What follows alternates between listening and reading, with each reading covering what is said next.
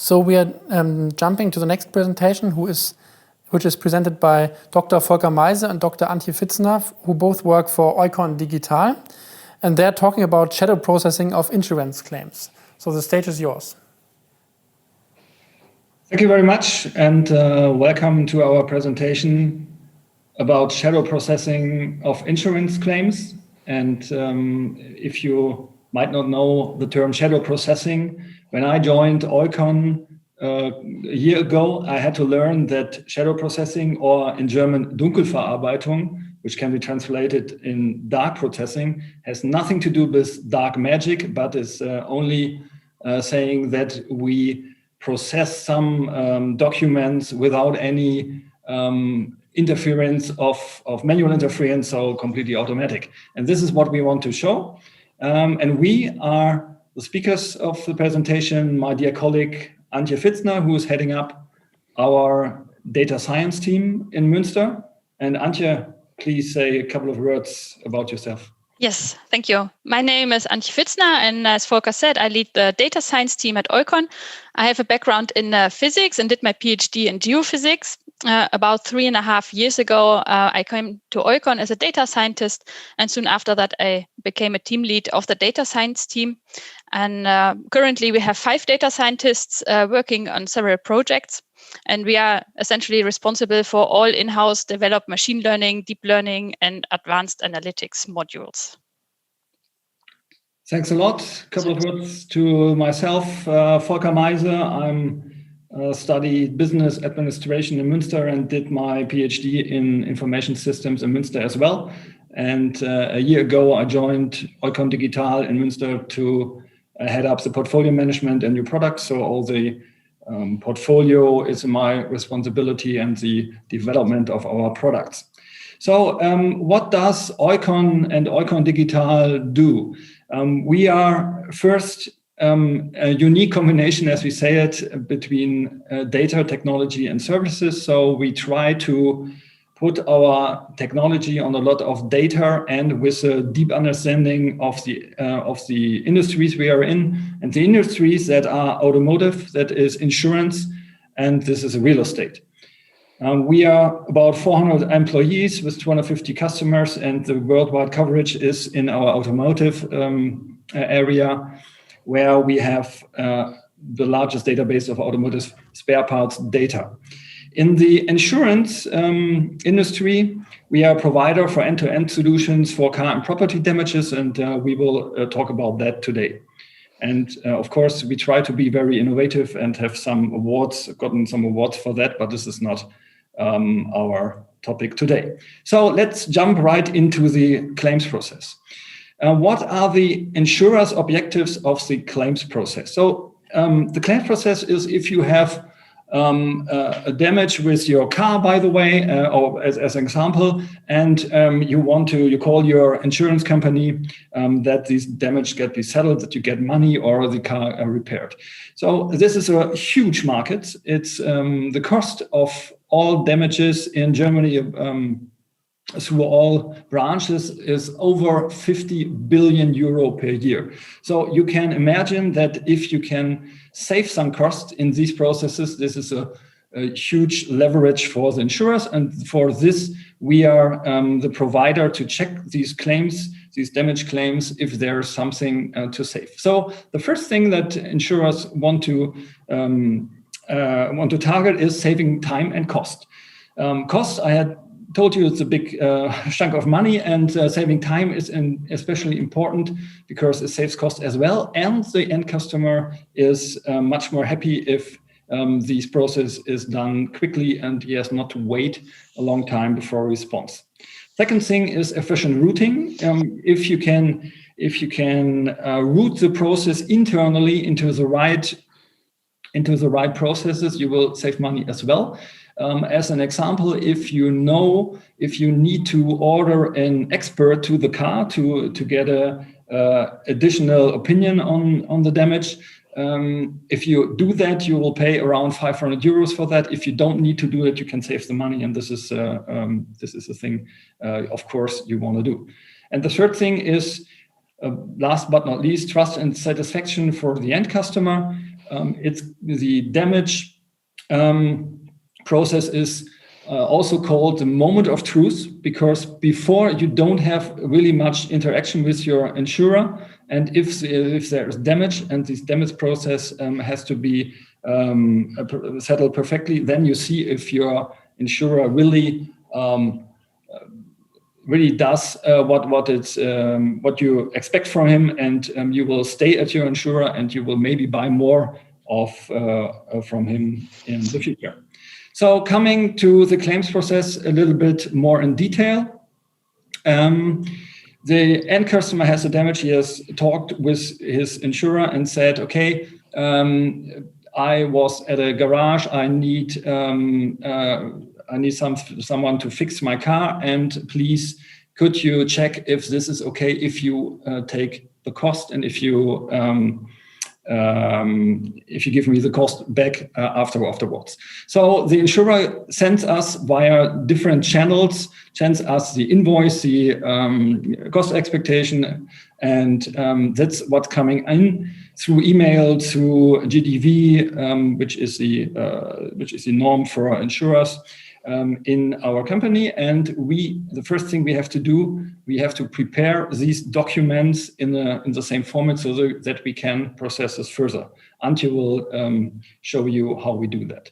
The second thing is we do some classification, because we need to know which document we have to process it. So it's different if you have a cost estimation, or if it's an invoice, or is something else. And so we need to see what it is, to route it internally in the right way. And in these both steps, we also extract every information, every data on the invoice, by the way, on the document, because we really need this information to do the prediction, to do rules, to do everything what we check in the document, because it's a almost automated process, and our rules, of course, based on data. The very interesting thing is the prediction afterwards. So we try to predict if a document or an invoice is okay, if there's any savings potential or not. And this is used for the routing in the next step. If it's okay, we can send it directly back to the insurer and say, okay, you can pay out this invoice. Or we give it to our experts, which are sitting here in Münster or now in the home office, to do a check of invoices and of cost estimations. And if this process step is done, we'll send it back to the insurer. Okay, that's the claims process for an overview in a very schematic. And of course, it's a little bit more complex in real, but for your overview. And now back to Antje for the really interesting part of the process. Yes, thank you. So then let's show you some examples where machine learning is involved along this process. First, we need to optimize the documents that we get. Our experts assess all documents separately, and hence the documents need to be reshuffled.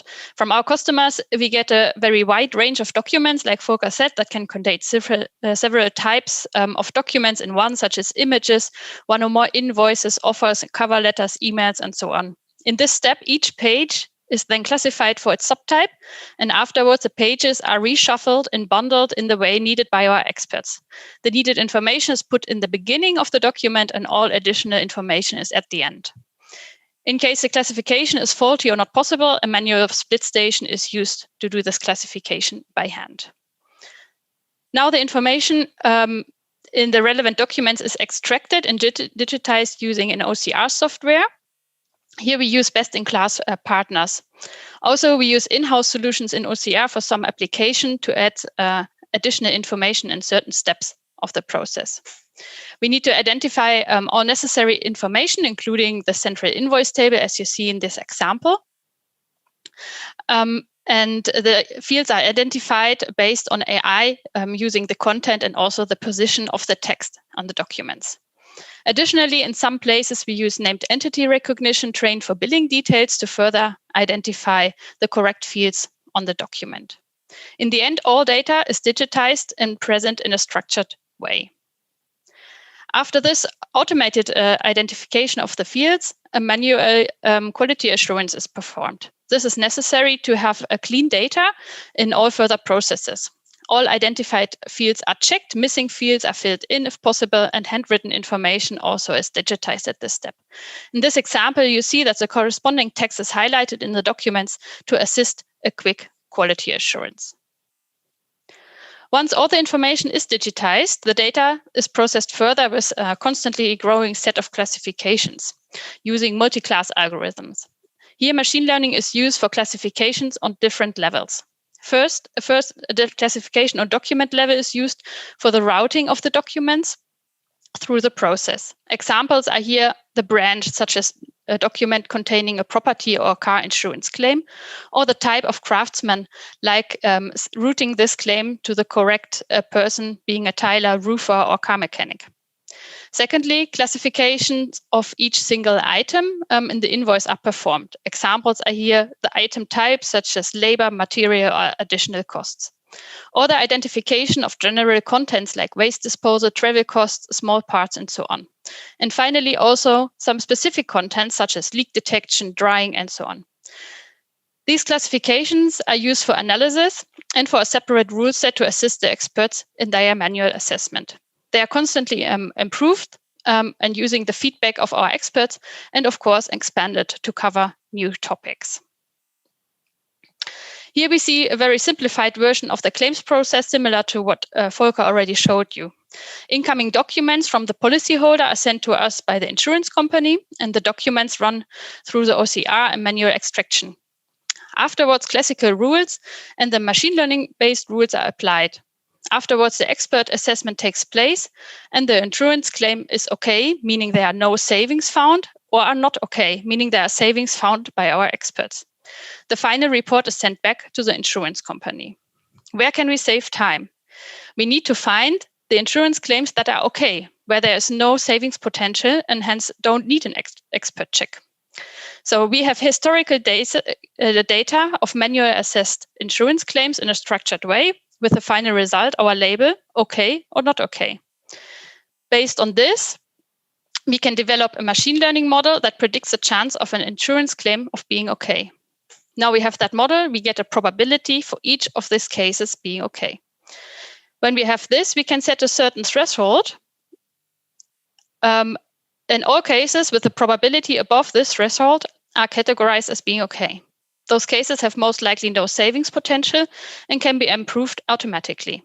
The manual expert check is skipped, and this is what we call shadow processing. So how do we find this threshold?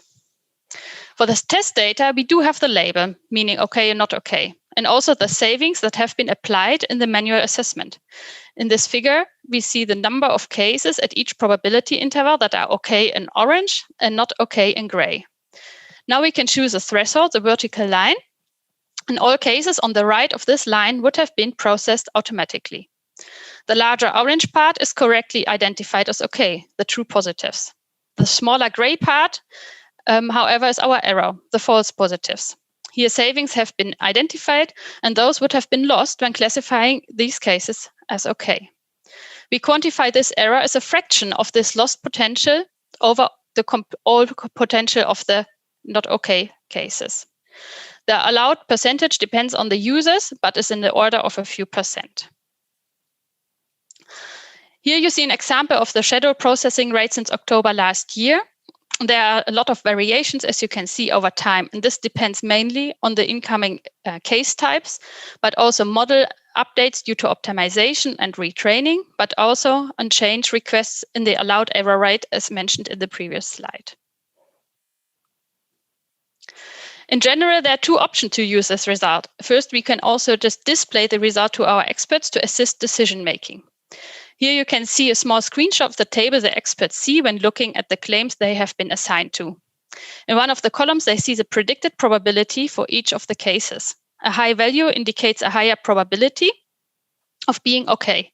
Above a certain threshold, this is colored green. In this way, the experts can get used to this AI module without interfering with their daily work too much.